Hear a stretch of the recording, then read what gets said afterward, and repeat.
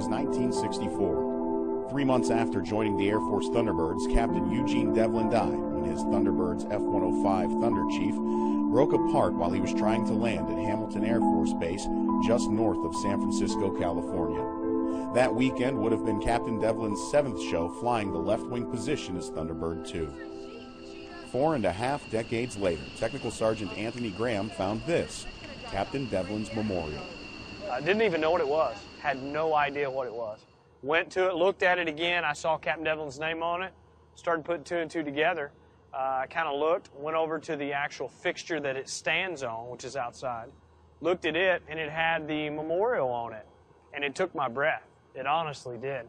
My heart stopped, thinking, why is it here? 1, 2, how long is it going to sit here before we do something about it? To do that, we had to match the old graphics. So, Tech Sergeant Graham enlisted the help of Rick Dale, star of the hit show American Restoration on the History Channel. Stepped up. I think they did it. They may look like hell, but I think they did a good job. So Sergeant Graham, what he did is he ended up calling the shop. He got a hold of my wife, Kelly, and he said he wanted us to come out and look at a plane. So he came out here, and as soon as he saw it, he was like, it's on.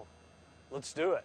To be able to restore a memorial for the Thunderbirds and for the Air Force and all that stuff together, that's a big deal to me. And he remembers coming to the air shows as a child with his father. And he said when he would come through the gate, before the new construction with the gate, that's where it stood. And he said he remembers coming through there and seeing it. It's something that was cool, that was on the top of a pedestal when it came in. Rick wasn't the only one who remembered seeing the memorial as a kid. I remember the way it looked, I remember the way it pointed, I remember the size of it. And so to find out later that we actually still had that and that we had an opportunity to restore it is, I mean, it's awesome. It's awesome for us, it's awesome for Nellis, it's awesome for the wing and the center in our squadron. This is all about pride. It is, totally. And, you know, and the honor that goes along with it. I hope they have that same feeling that I had, that I'm part of this. After a month and a half of restoration, the memorial was delivered. This is one of their lost comrades. It's one of the team. You guys are a team forever, from the very first guy that went and was flying a Thunderbird to right now.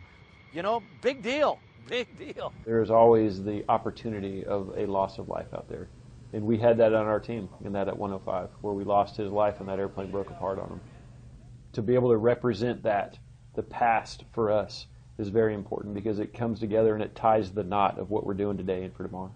And once it gets put out front of this hangar, it'll never be taken down. For the Thunderbirds, I'm Staff Sergeant Jared Watson.